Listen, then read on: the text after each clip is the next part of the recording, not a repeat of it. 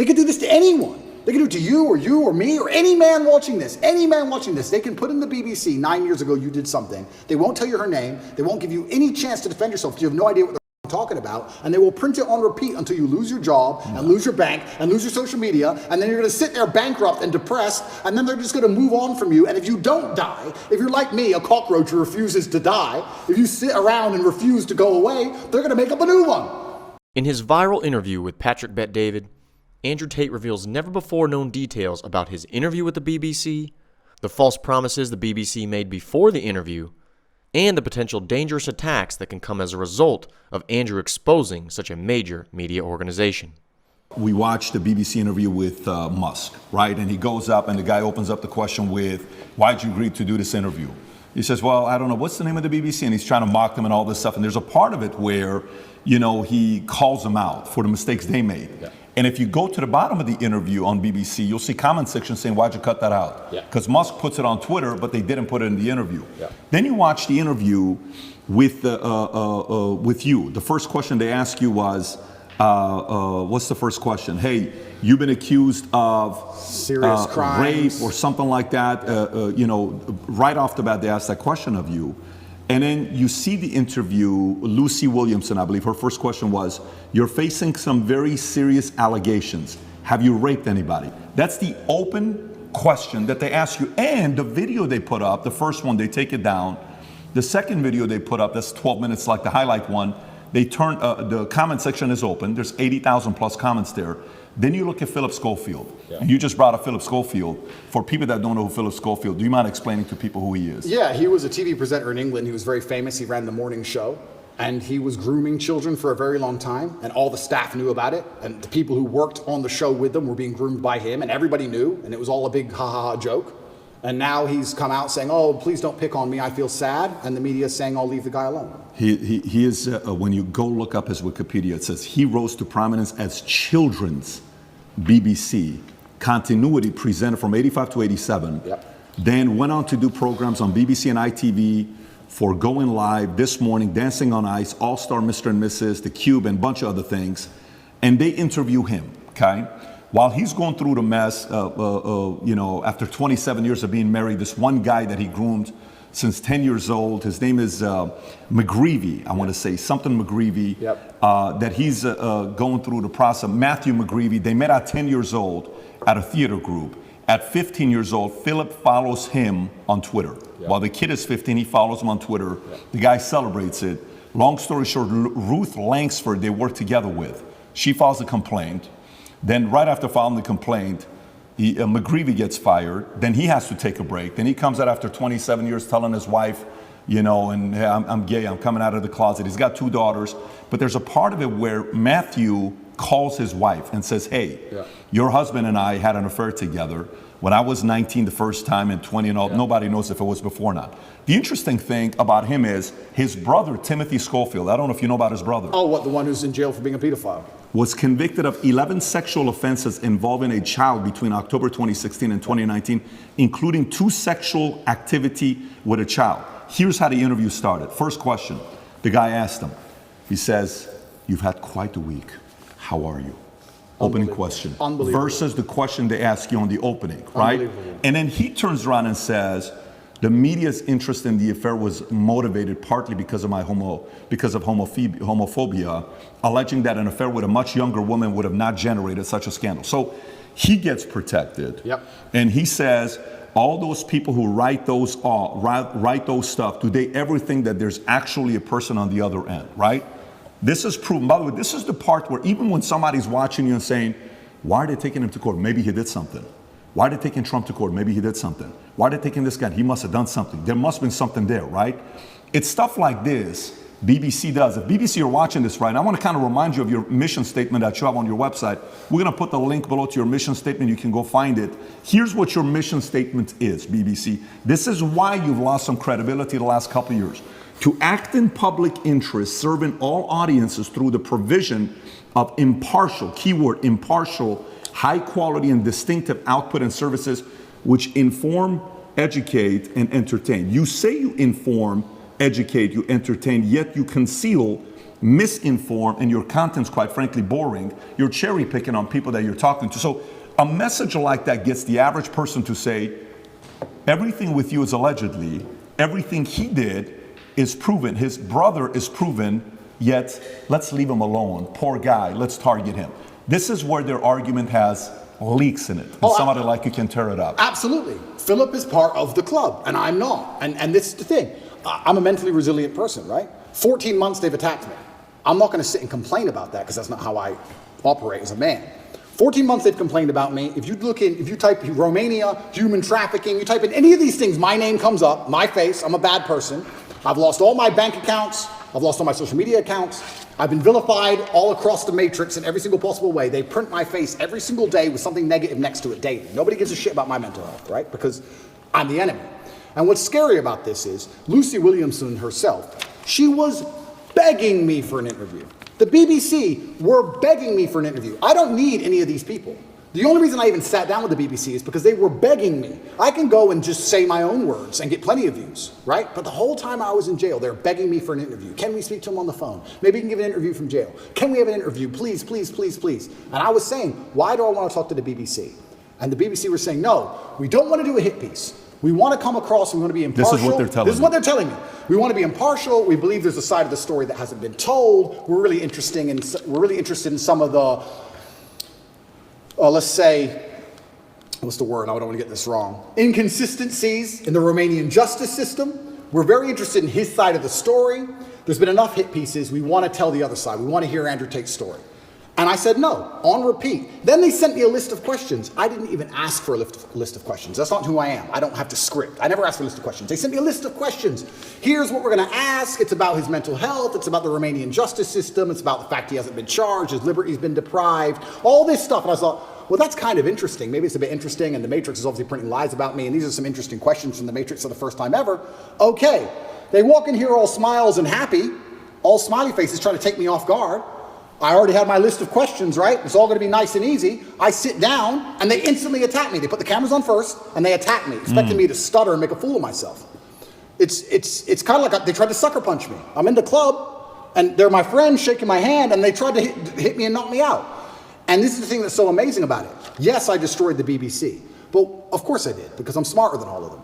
But why should I have to rely on my wit and intellect to destroy BBC with their research team and their plan? Their deliberate plan to try and annihilate not only my credibility, but my life. They are trying to put me back in jail, these people. They're not dishonest. They're genuinely evil. And they don't give a shit. And so why should I even sit there and entertain them? I believe I could slip every single sucker punch they throw at me for the rest of human time. I could sit with any of these clowns. And no matter who they sit with their research team, whatever garbage they come up with, I'll make a fool of all of them. But why am I even entertaining them anymore? What's the point?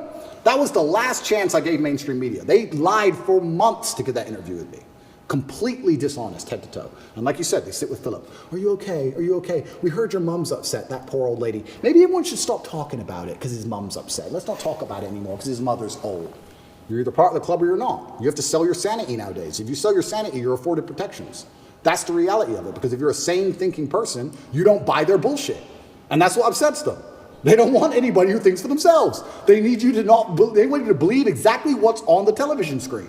Believe in COVID. It's COVID now. It's COVID now. Oh, Putin's invaded Ukraine. Putin's cured COVID now. Now it's Ukraine. It's insane. Till the next thing comes. It's absolutely asinine.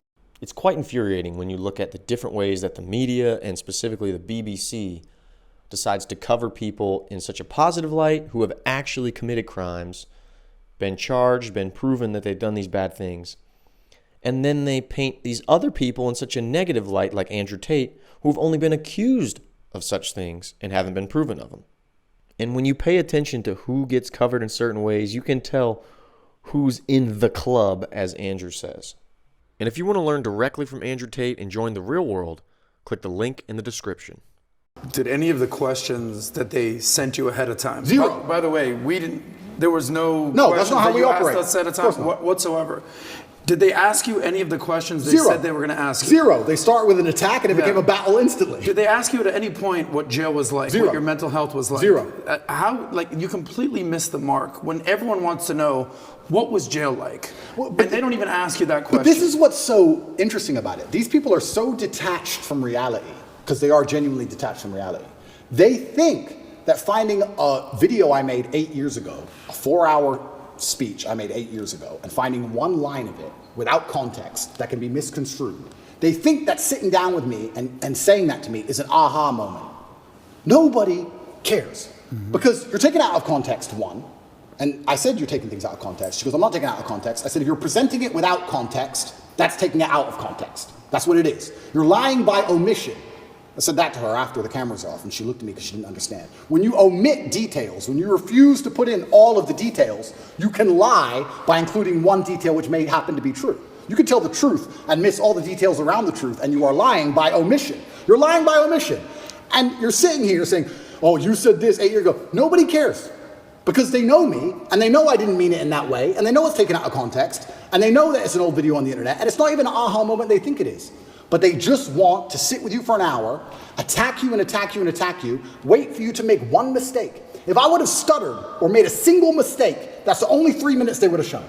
That's all they want. They want that 1 hour, then they take the little bit. With me, they cut it down to 12 minutes, and they look terrible in all of it. But if I would have made a single mistake, it would have been the only bit they shown. That's all they care about. Fake news. Did you tell them, did you say, I'm only doing this if I'm able to record as well? I said that. Because I know that's what happened with Trump as well a couple years ago. I didn't even tell them, I just recorded it. Okay, so they didn't know you were recording. They didn't know I was recording until afterwards, and then I said, that was dishonest, I'm gonna release the whole video. You told them before you released it? I told them. There is no contract or agreement with BBC? No. Nothing was signed, it was just simply an interview, okay. Because I think that was very important when you released it, for people to see what fully was said, versus, and by the way, you know the Philip Schofield interview that they put up, the 12-minute one that just came out, you know the comments are turned off. Of course they are. The comments are turned off, yours are turned on, his is turned off. Of course. And who knows many reasons why they would do that. But going back to BBC. So, okay, they come, they want to ask the questions of you. For some of the people that maybe aren't following the story closely, but they know who you are. We're in the car, we're driving, and a lot of people are asking questions. We ask the drivers, like, hey, are you going to Tate's place? How do you know we're going to Tate's place? And he says, well, who's Tate? Oh, Andrew Tate. Oh, tell us about Andrew Tate. Well, this is, okay. What kind of a guy is he? He said, I actually really like him. I said, why do you think he's going through what he's going through right now? Oh, it's always because of money. Okay, so we're at a different restaurant. So tell us, why are you going through this? Why is he going? Everybody's saying a similar thing about this, right?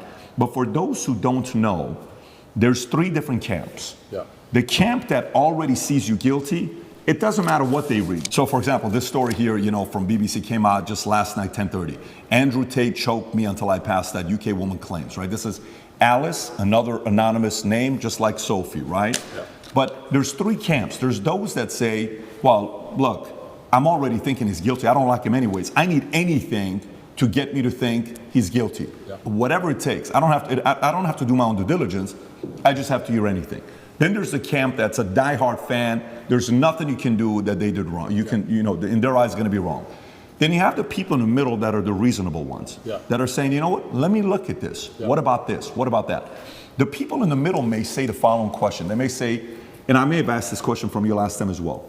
They may say, Andrew, okay, if this guy is so innocent, how can they get you to go to the dungeon for 92 days? How can they put you on house arrest? How can they do all this stuff? Yeah. If you're somebody that was born in US, you lived in UK, how come somebody else isn't coming to bail you out? You got different lawyers. How is it that they can keep doing this to you if you're not guilty? What do you say to those people? Yeah, and once again, I have to be careful what I say because of the court case, but Romania has a law, or the law in Romania is basically, if you can prove to a judge that it might have happened, they're allowed to hold you up to 6 months during the investigation stage. If I was guilty of anything, I would have been charged long ago. And we're going to talk about charges soon because I still believe they're going to attempt to charge me. But we're now approaching the end of the 6 months they can keep me under a form of arrest for without charge. Typically in Romania, when I was first arrested, the guard said, within 2 weeks, you'll have your indictment. I was like, 2 weeks? He goes, yeah, everyone gets charged quickly. Nobody waits 6 months for a charge. If they arrest you, they charge you, like every other country, right? The fact they've waited 6 months and gone into my entire life and attempted to find something shows they don't have a case. Why I believe it happened is because they didn't have a case when they were trying to hit me with this garbage, and they thought, you know what, if we put him all over the news, if we slander his name completely, there was a hotline set up. If you're a girl who's been hurt by Andrew Tate, call this number in the UK. A hotline. So they were attempting to use the media to find what they wanted. Months go by, months go by, months go by, case file's empty, nothing's happening. My lawyer's saying, when are we gonna close this case file? Like, yeah, we're just waiting for some papers, we're gonna close it, we're gonna close it, we're gonna close it. Around the time I was canceled, things started appearing in the case file again. They start spying on me again. Very interesting that it happened around that time. I don't know if they understood that I wasn't protected by the political class of the USA. I don't know what happened. They started to build this case, and they spied on me for all of these months, spending millions of euros, spying on me everywhere I went, trying to find evidence of a crime. Eventually, they get to the end of their legal limit to spy on me, and they don't have any crime. They don't have anything. So in my current court case, we have two Americans who lied, the ones who we have the conversations between them saying they're going to get an Oscar for lying to the police. We have the CCTV of them coming and going. We have their Uber records showing they can travel the country freely. We have their phone calls with their mother where they're saying, yeah, he didn't hurt me, and my boyfriend caught me. We have all of it. We have all the evidence. We have those two, and then there's nobody else who could possibly even take the stand. I don't believe, as high level as this Matrix attack is, I still don't believe a Romanian judge is going to put me in jail with the dossiers. I've seen it. It's garbage. I don't think I'm going to end up in jail. But it's just taking years of my life, damaging my influence, having bad things to say about me, keeping me under control, keeping me locked in a house. That's all they want to do. They have no interest in the truth. There's no victims. There's no one to take the stand. Do you know who Sophie is or Alice is or no? Yeah, so the BBC, Ali? That's really interesting. So then the BBC says, well, we found victims, because the BBC have done enough investigative journalism to understand that the case is garbage and there's no victims. So they said, well, we found victims. They found one called Sophie first. That was a few months ago. I think I was still in jail when Sophie appeared. Is that her real name? No, that's her fake name. So they have a girl with a fake name called Sophie. They don't show her face. They ask me, what do you think about Sophie? How can I comment on Sophie when Sophie isn't real? Firstly, you've made her up. Secondly, I don't know who you're talking about. You're saying that 9 years ago, I was emotionally controlling? That is the most subjective garbage accusation. What does that mean? 9 years ago, I said you shouldn't party with those guys in the club. Is that what I said? I don't know what I said. I don't know who she is, if she exists at all. And they're saying 9 years ago, you were emotionally controlling. Sophie said so. Who's Sophie? We're not telling you. What's emotionally controlling mean? We're not telling you. What comment do you want me to? If this person even exists, which they don't, then I destroy the BBC, make it very clear to them that Sophie doesn't exist, on repeat, because she doesn't. And 2 days later, Alice appears. What's interesting about this is that DCAUT, the federal agency inside of Romania, along with help from international partners, have tried so hard, spending millions of euros with federal level tools to find a victim so they can put me in jail. And they can't find anyone. But the BBC just pulls them up whenever they want. The BBC does. Where do these people come from? And I say this every single time. If anybody believes they've been wronged, male or female, by me, go to the police. Go to the police. I encourage you to go to the police. All these people say, we don't want to go to the police. We just want to stay on the news. What, is that because you're not real? Is that why? That's pretty convenient. I mean, I thought I was a bad person. Why don't you go to the cops? Oh, because you have no evidence and it doesn't exist? That's why. Are all these accusers in the UK, not even in Romania? Not even in Romania. So Sophie and Alice are supposedly both from the UK. And Alice's story To is... correct, it's not Alice. I said Alice, it's Evie. Evie or Evie or something like that. E-V-I-E. It's all made up names. It's all made up names. Yes. So Evie, we could call whatever name we want, but... Yeah, Evie is saying 13 years ago I choked her or something. Yeah. By the way, when is the 6-month time limit? End of this month. Okay. And can we reference the tweet you just posted a couple days ago? I want to stay on the Sure. She was commenting on Evie. Sure. You were going to say something about Evie, what she said 10. So she's claiming 10 years ago or 13 years ago, you guys had the consensual sex the first time. She comes back for the second time around. According to the story, she says she was being, your hand was on her throat, strangled me. She was passed out for a minute. And then she came back and she said, I did not approve of the second time having sex after she was passed out. So these stories they're making, you know, and then she says, the guy asked a question saying, how come you didn't do any police report back then? She says, well, because it's not fully rape and it's not that, because it was consensual and I kind of wanted to be there and I didn't tell anybody about it 6 years later. There's way too many things that doesn't give it credibility for somebody to say, I didn't do anything about it then, but 6 years later I told my friends, 3 or 6 years later. Yeah. And this is the thing that's scary. If you say to any red-blooded male, 13 years ago you had sex with a woman consensually and she's now unhappy about how that sex happened. You can get, any man on earth can get screwed with that. if this person exists at all. And like you said, she refused to go to the police if she exists. And she's saying it was consensual. I think last night they aired it on Newsnight, and they said, why are you coming forward now? And I think this actor, the person literally said, because now he's rich and famous. They literally said those words. That's what they said. Oh, because now he's rich and famous, I think it's unfair.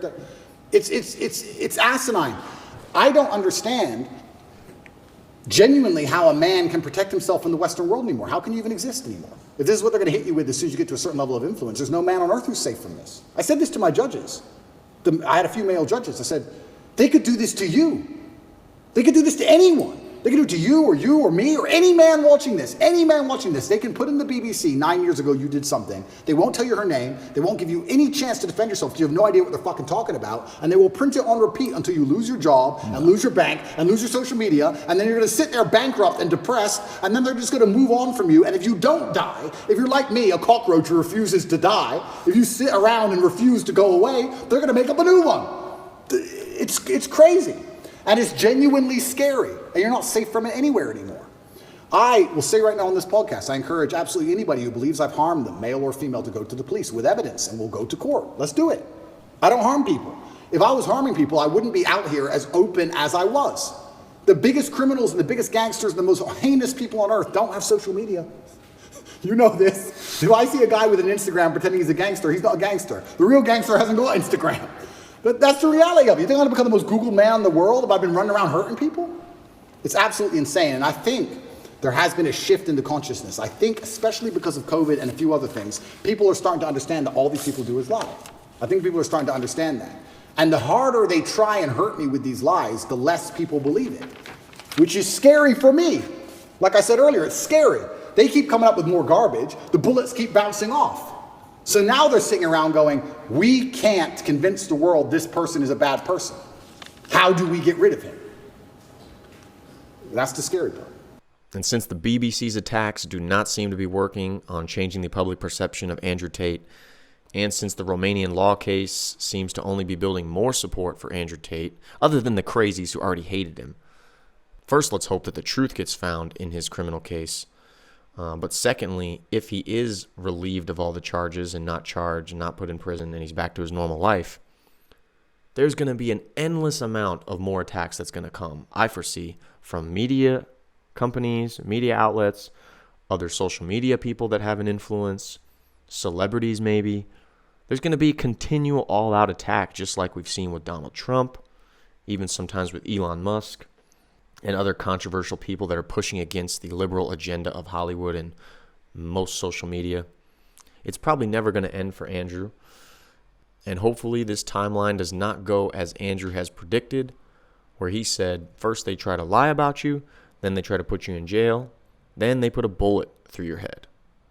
So let's hope this predicted track that Andrew has foreseen, let's hope it does not come to fruition and come true.